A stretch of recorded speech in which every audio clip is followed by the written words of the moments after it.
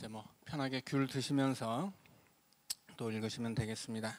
예를 들어서 우리가 3장 1절에서 예루살렘 성전이 세워지는 산을 예루살렘 모리아 산이다 이렇게 얘기했죠. 이것은 제가 말씀드린 것처럼 이 성전의 정통성을 아브라함으로 소급하는 거예요.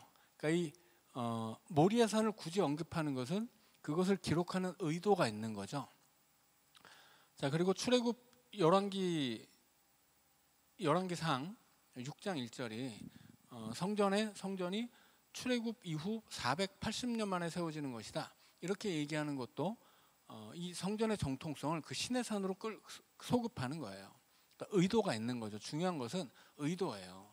그러니까 우리가 그 중고등학교 때 학교에서 시험 보듯이 성경 쭉 써놓고 중간에 빵꾸 딱 뚫어놓고 가로를 채우시오. 이렇게 해서 역대하 3장 1절에서 모리아산에 가로를 빵 치고 여기가 뭐냐 이렇게 외우게 하는 것은 성경 지식이 아니에요. 그건 아무것도 아닌 거예요. 그런 식으로 성경을 배우고 공부하려고 하면 정말 이 성경이 정말 말하고자 하는 그 핵심을 놓칠 수밖에 없어요. 그러니까 뭐냐면 우리가 중요하지 않은 것에 집중하면 중요하지 않은 것까지 알게 되는 게 아니고 중요한 걸 모르게 되는 거예요.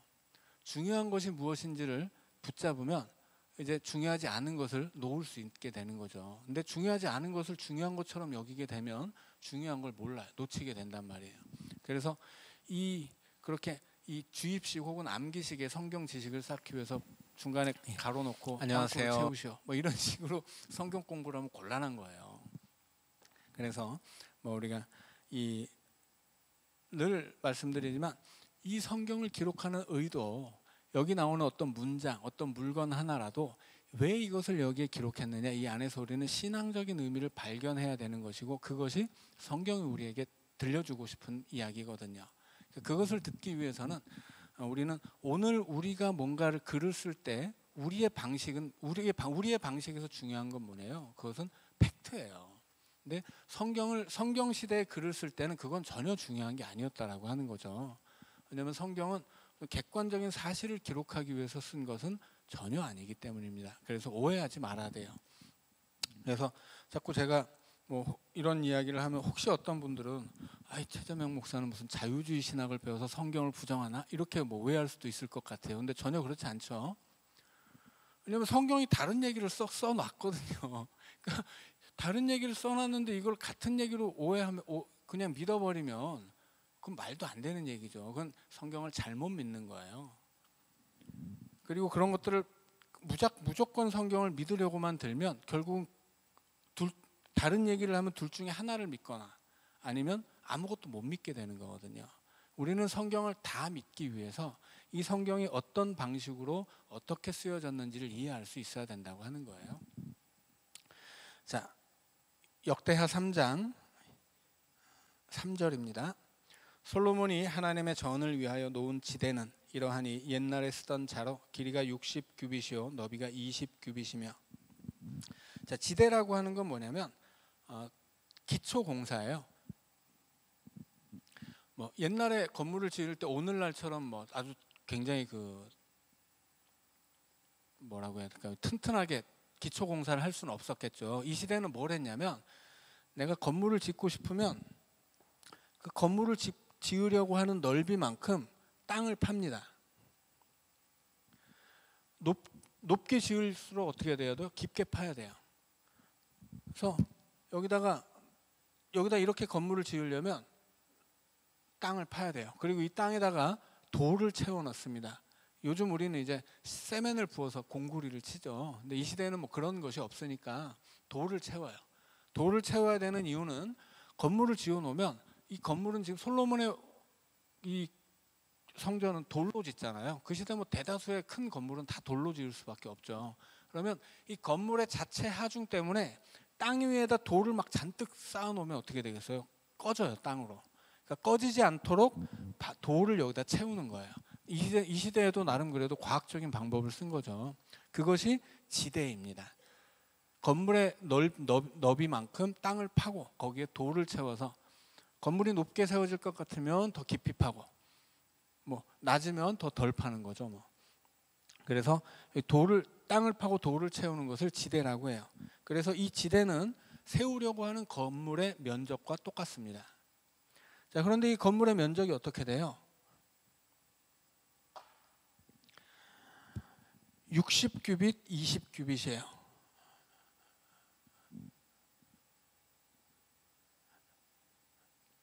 자, 그런데 조건이 붙죠. 어떤 조건이냐면 이 규빗이 그냥 규빗이 아니고 옛날에 쓰던 자로 잰 규빗이에요. 그러니까 규빗은 말씀드렸듯이 이렇게 팔을 딱 피면 팔꿈치 끝에서부터 손가락 끝까지가 한 규빗이에요. 사람 따라 다르죠.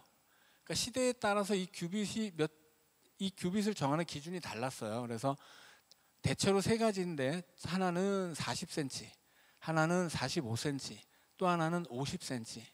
대략 이렇게 세 가지 종류로 달라요. 근데 옛날 규빗은 좀 더 커요. 그래서 오늘날로 치면 옛날 규빗이다, 옛날 자로 규빗을 센다 그러면 이건 한 규빗에 한 50cm 정도로 보면 됩니다. 근데 통상 성경 여러 곳에서 그냥 규빗이다 그러면 40cm로 보면 돼요. 이 사람 따라 다를 텐데 키가 크면 이게 규빗이 넓어지겠죠. 옛날 사람들은 평균적으로 키가 작았거든요. 그래서 좀 더 이렇게 작아지는데 오늘 우리 시대처럼 도량형이 통일되지 않았기 때문에 서로 다른 자를 썼어요. 많은 지역에 따라 나라에 따라서. 그래서 우리는 어림짐작할 수밖에 없습니다. 자, 그런데 그래서 한 규빗이다 그러면 40, 45, 50인데 일반적으로 다른 성경 여러 곳에서 규빗 그러면 옛날 자가 아니라 새로운 자이기 때문에 그냥 40 이렇게 생각해도 돼요. 그러니까 이게 정확한 건 아니에요. 자, 한 규빗을 40이라고 생각했을 때 60규빗이면 어떻게 되는 거예요? 6, 4, 24, 24m죠. 50cm로 보면 30m가 되는 거예요. 그럼 성전이 그렇게 크진 않아요. 그렇죠? 이 시대에 30m짜리 길이에 혹 그 넓이는 10m, 길이는 30m 그러면 굉장히 큰 건물이죠. 그리고 높이가 있어요. 높이가 12m예요. 최소. 그러면 그 건물을 돌로 지었으니 엄청 큰 건물이긴 하죠. 그 시대에는. 그런데 우리 시대의 기준으로 보자면 그렇게까지 큰 건 아니에요. 그리고 모세가 광야에서 지었던 성막 있잖아요. 그 규빗은 이것의 절반입니다. 길이가 30규빗, 너비가 10규빗이에요. 그러니까 솔로몬이 성전을 막 어마어마하게 짓는 것 같은데 사실은 광야에서 지었던 성막의 그 면적으로 치면 4배, 길이로 치면 2배예요. 그러니까 이게 면은 제곱이잖아요. 그러니까 면적으로 치면 4배가 되고 길이로 이런 그 규빗으로 길이로만 보면 이제 2배가 되는 거죠. 그러니까 사실은 성막에 비해서 그렇게까지 크지는 않다라고 하는 것이 그걸 아셔야 돼요. 그런데 그럼 또 궁금한 게 있죠. 그럼 왜 7년이나 걸렸냐 하는 거예요. 성경 안에 기록도 2개예요. 이 성전에 대한 기록도 어떤 곳에서는 7년 걸려서 세웠다. 어떤 곳에서는 7년 6개월이다. 이렇게 이야기하는데 뭐 전혀 중요하지 않죠. 중요한 것은 2개 합쳐서 20년이라는 거예요. 솔로몬의 왕궁과 성전이 2개 합쳐서 20년 걸립니다. 그러면 왕궁은 성전의 2배거든요. 중요한 것은 이제 그것이고. 자, 근데 왜 7년 혹은 7년 반이나 걸렸느냐 하면 우리가 함께 읽어보면 알겠지만 이 성전 안의 모든 기물들을 아주 세세하게 조각하기도 하고 만들기도 해요. 그리고 돌을 떨어 지금 두로까지 출장을 가가지고 돌을 떠오죠. 돌을 떠와가지고 그 예루살렘에서 짓는 게 아니에요. 이 돌을 일일이 다 설계도를 가지고서 돌을 한 조각 한 조각 다 만들어 놓은 다음에 이 예루살렘의 성전 짓는 그 터에서는 조립만 했어요. 왜냐하면 이 예루살렘 성전은 하나님께 예배를 드려야 할 거룩한 장소이기 때문에 망치 소리가 안 들리게 하려고. 그래서 두로에서 돌을 뜨고 나무를 잘라서 가져온 다음에 거기서 설계도대로 다 일일이 하나씩 만들고 그걸 여기까지 예루살렘에 가져와서 조립을 한 거예요. 그러니까 시간이 많이 걸렸던 거죠. 그러니까 규모 자체는 크지 않지만 굉장히 큰 정성이 들어갔다. 이렇게 이해하시면 됩니다. 자, 그래서 지대를 설명했고요. 성전의 크기를 설명했습니다. 자, 4절, 3장 4절입니다. 그 성전 앞에 있는 낭실의 길이가 성전의 너비와 같이 20규빗이요 높이가 120규빗이니 안에는 순금으로 입혔으며. 자, 솔로몬의 성전은, 자, 우리가 구약 시대 성막을 생각하더라도 성막이 길쭉하죠. 동쪽에 문이 있고요. 여기 이것도 또 너무 크게 그려졌네. 정사각형 2개라고 말씀드렸죠. 그래서 뒤쪽 정사각형의 중심에 언약궤가 있습니다. 여기가 이제 성소죠. 이 앞에는 이제 물두멍과 제단이 있습니다. 제단은 이 앞 정사각형의 중심에 있다고 말씀을 드렸어요. 자, 이게 성소예요. 크게는 이 전체가 성막이고 이 안에 성소가 있고 성소 안에 성소와 지성소가 나뉘어져 있습니다. 성전의 구조도 똑같아요. 성전의 구조 역시 이렇게 지어져 있어요. 이렇게 지어져 있고 여기 이거는 정사각형 3개를 합친 것과 똑같습니다. 여기 그림이 잘 안 나오네. 크게 이제 성전에 담이 있겠죠. 이 성막에도 담이 있었듯이 성전에도 담이 있어요. 성전에 담이 있고 대신에 이 성전에는 문이 사방으로 나 있습니다. 성막은 이제 하나밖에 없었는데 이쪽에 이렇게 길게 건물이 있고 이 긴 건물은 정사각형 3개를 합친 것과 같습니다. 그 모양이. 그래서 앞에 2개는 성소예요. 뒤에 하나가 지성소입니다. 지성소는 이 길이와 넓이, 높이가 다 20규빗씩이에요. 완전히 정사각형 모양이에요. 정사각형 상자예요, 그냥. 이것을 정사각형 상자로 만든 이유는 뭐냐면 그 안에 언약궤를 안치하기 위해서입니다. 그러니까 지성소라고 하는 것은 기본적으로 언약궤의 안치 장소예요. 그러니까 여기에 뭐 사람이 들어간다 이런 거 생각할 필요가 없어요. 사람은 대제사장이 1년에 한 번만 들어갈 수 있습니다. 그러니까 이 지성소는 사람이 들어가기 위해서 만든 게 아니고 근본적으로 언약궤를 안치하는 장소로서 만들어진 것이고 그 지성소가 이 성전의 가장 핵심이에요. 자, 그런데 낭실이 나오죠. 낭실은 뭐냐면 낭실은 이 너비와 똑같은 너비라고 되어 있습니다. 되어 있죠. 20규빗이에요. 그렇다면 8m 내지 10m 사이의 길이입니다. 이 낭실은 이게 성전에 담이 있고 여기가 문이면 한 4m 정도 이렇게 튀어나와 있는 현관이에요. 그러니까 우리도 어떤 건물 앞에 이렇게 그 처마를 내리고 이렇게 그 입구를 이렇게 앞으로 내밀어서 만들어 놓은 입구들 많이 볼 수 있죠. 그렇게 이 성전의 입구에 현관을 만든 것이에요. 그게 낭실이에요. 낭실은 현관, 그렇게 이해하시면 됩니다. 자, 그런데 여기서 낭실의 높이가 엄청나죠. 120규빗이에요. 120규빗이면 이게 거의 50m예요. 50m. 이 성전 자체는 그렇게 높지 않습니다. 성전은 한 12m 내지 14m 정도예요.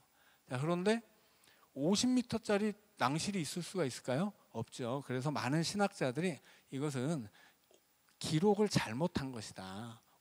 잘못 표시. 예를 들어서 여기에 현관을 50m짜리를 세워버리면 이것은 현관이 아니라 망루잖아요. 그런데 이제 망루와 현관은 당연히 히브리어로 다른데 낭실은 현관이거든요. 그 낭실이 여기 써 있는데 120규빗? 이건 잘못 쓴 걸 거야. 당연히 20규빗이겠지. 이렇게 이제 이해를 해요. 그래서 영어 성경 중에는 이제 가장 그 번역이 잘 된 것이 이제 NIV 혹은 뭐 NIV라고 하는데 그 NIV에서는 그냥 20규빗이라고 써요. 이것은 뭐 모든 신학자들이 이건 당연히 옥이다. 표시를 잘못한 것이지 여기에는 50m짜리 무슨 현관을 만들 수는 없는 거예요. 성전보다 더 높은 거잖아요. 그러니까 어떤 성전보다 더 높다라는 건 뭐냐면 성전보다 더 어떤 권위 있고 더 위압적인 모습이라는 건데 그런 걸 세워서는 안 되는 거죠. 그래서 여기서 낭실이 120규빗이라고 하는데 이것은 그냥 100에다가 가로를 치고 X를 하거나 뭐 그래도 상관이 없다라고 생각하면 되겠고요. 대신에 이 낭실 안에 현관 안은 뭘로 만들었어요? 다 순금으로 발라놨어요. 이 성전 예배당 안에 거의 대부분의 것들은 다 순금을 입힙니다. 그래서 엄청난 이 물량이 필요한 거죠. 그래서 다윗이 그것을 다 준비해 두었다라고 이야기한 것입니다. 자, 3장 5절입니다. 그 대전 천장은, 여기서 대전은 뭐냐면 성소예요. 대전이라고 하는 것은 실내를 얘기하는 거죠. 이 성소의 천장, 그 대전 천장은 잣나무로 만들고 또 순금으로 입히고 그 위에 종려나무와 사슬 형상을 새겼고 또 보석으로 성전을 꾸며 화려하게 하였으니 그 금은 바로 와임 금이며 또 금으로 성전과 그 들보와 문지방과 벽과 문짝에 입히고 벽에 그룹들을 아로 새겼더라. 자, 뭐 천장이건 벽이건 기둥이건 아주 정교한 세공이 들어갔다 하는 얘기를 하고 있습니다. 그래서 성전의 건축 기간이 7년 혹은 7년 반이나 걸렸던 거예요. 자, 8절입니다. 또 지성소를 지었으니 성전 넓이대로 길이가 20규빗이요 너비도 20규빗이라 순금 600달란트로 입혔으니 못 무게가 금 50세겔이요 다락들도 금으로 입혔더라. 자, 넓이대로 길이가 20규빗 너비도 20규빗이고 하나를 덧붙인다면 높이도 20규빗입니다. 그래서 이 성전 건물 자체는 20규빗보다 훨씬 커요. 3층짜리 건물이거든요. 솔로몬 성전이 3층짜리 건물인데 지성소만큼은 딱 정사각형 모양으로 만들어 놓은 거예요. 그것은 말씀드린 것처럼 언약궤를 안치하기 위해서입니다. 자, 10절입니다. 지성소 안에 두 그룹의 형상을 새겨 만들어 금으로 입혔으니 두 그룹의 날개 길이가 모두 20규빗이라 왼쪽 그룹의 한 날개는 5규빗이니 성전 벽에 닿았고 그 다른 날개도 5규빗이니 오른쪽 그룹의 날개에 닿았으며 오른쪽 그룹의 한 날개도 5규빗이니 성전 벽에 닿았고 그 다른 날개도 5규빗이니 왼쪽 그룹의 날개에 닿았으며 그 두 그룹이 편 날개가 모두 20규빗이라 그 얼굴을 내전으로 향하여 서 있으며 청색 자색 홍색 실과 고운 배로 휘장문을 짓고 그 위에 그룹의 형상을 수놓았더라. 이 지성소 앞에 휘장을 쳤죠. 휘장이 엄청나게 두껍고 크다고 말씀을 드렸어요. 자, 그런데 거기 이 휘장이 아주 가득 꽉 차게 그룹을 2마리 새겨 놓았다라고 하는 거죠. 그룹은 뭐예요? 에덴 동산에서 아담과 하와가 쫓겨날 때 에덴 동산의 길목을 지키던 천사들이 그룹이죠. 이 그룹은 원래 이 하나님의 보좌 옆에서 시중 두는 천사들을 그룹이라고 해요. 그런데 이 그룹들이 하나님을 시중 들면서 하나님 앞에 죄인들이 올 수 없는 죄인들이 올 수 없도록 막아주는 거죠. 근데 말씀드렸듯이 이것은 징계가 아니에요. 배려이죠. 왜냐하면 죄인들이 하나님 앞으로 와버리면 어떻게 돼요? 죽거든요. 죄인은 거룩하신 하나님 앞에서 소멸되기 때문에 그들이 소멸되지 않도록 지켜주는 거예요. 대신에 아담과 하와의 자녀들이 있었죠. 갑자기 이름이 생각 안 나요.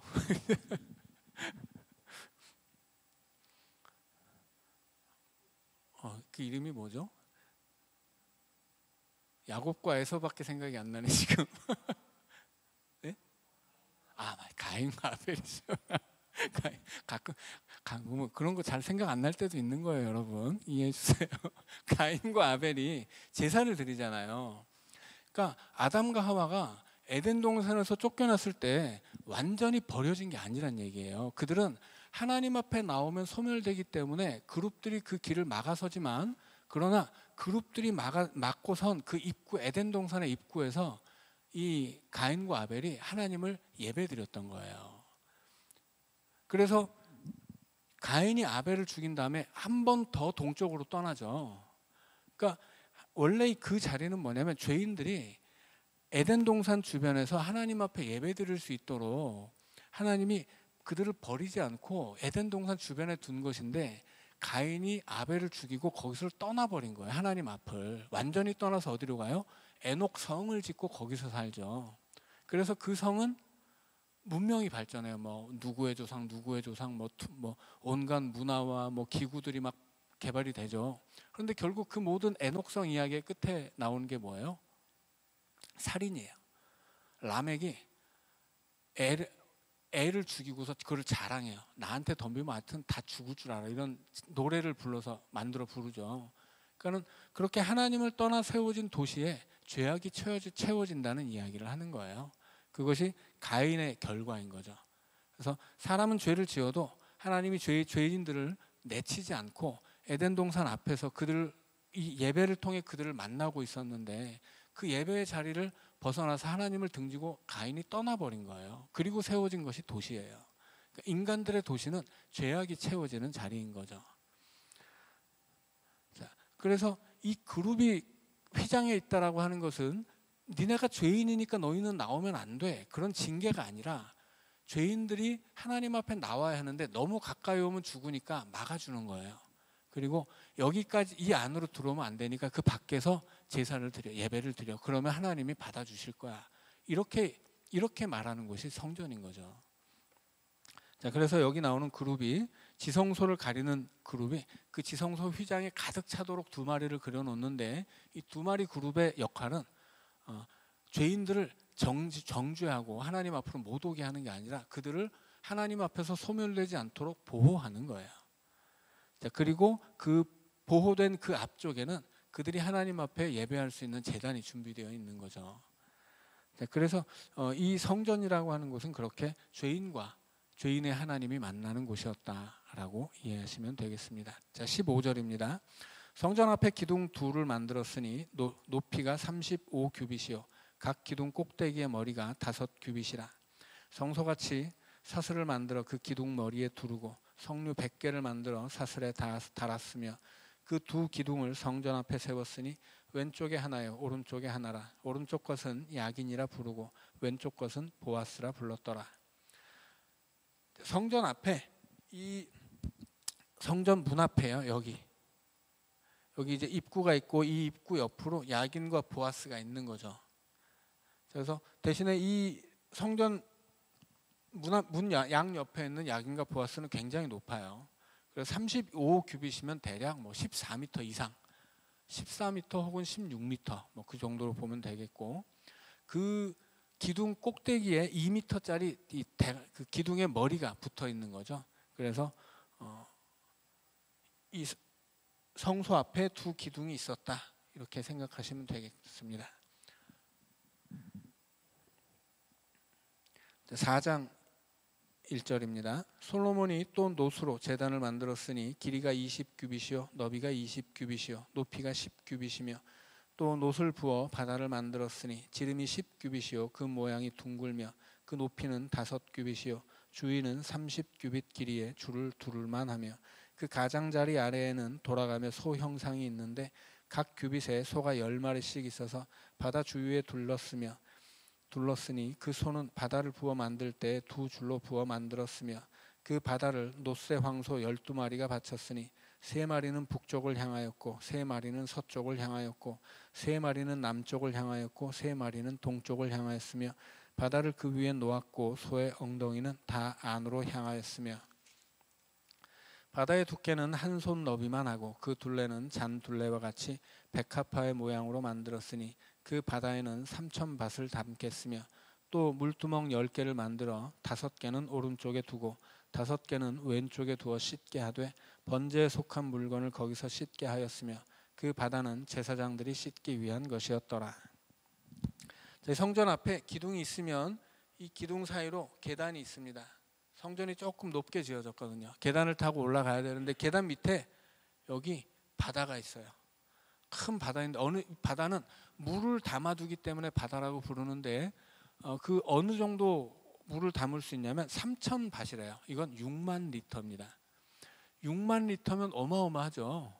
그거를 담을 수 있을 만큼 큰 물그릇을 만드는 거예요. 그래서 그 물그릇을 받치는 이 장식물로 소를 12마리를 만들어서 동서남북 방향마다 3마리씩 그렇게 소가 밑에서 받치는 모양으로 만들었다라고 합니다. 그리고 이 바다 옆에는 좌우로 5개씩 물두멍이 있어요.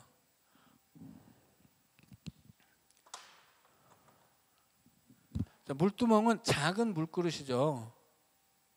바다가 엄청나게 큰 물그릇이면 옆에는 작은 물그릇, 물두멍 5개씩 10개가 있습니다.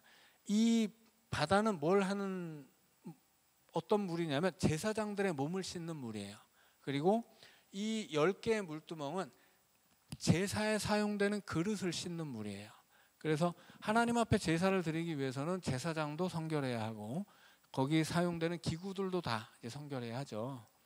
그래서 이것들을 씻는 데 사용되는데 제사장들 몸을 씻는 바다는 6만 리터를 담을 만한 엄청난 그릇에 이제 만들었고, 이 제사를 드리는 기구를 씻는 물두멍은 10개가 놓여 있는데 뭐 그만큼 다 작은 거죠. 자, 그래서 이렇게 성전의 모양이 안에 지성소가 있고 성소가 있고, 성소의 문 앞에 성소 바깥에 낭실이라고 부르는 현관이 있고, 현관 안으로 들어오면 기둥 2개가 보이고, 이 기둥 앞에 큰 물그릇 바다가 있고, 바다 옆으로 물두멍이 10개씩 5개씩 10개가 있었다. 자, 그런 이야기입니다.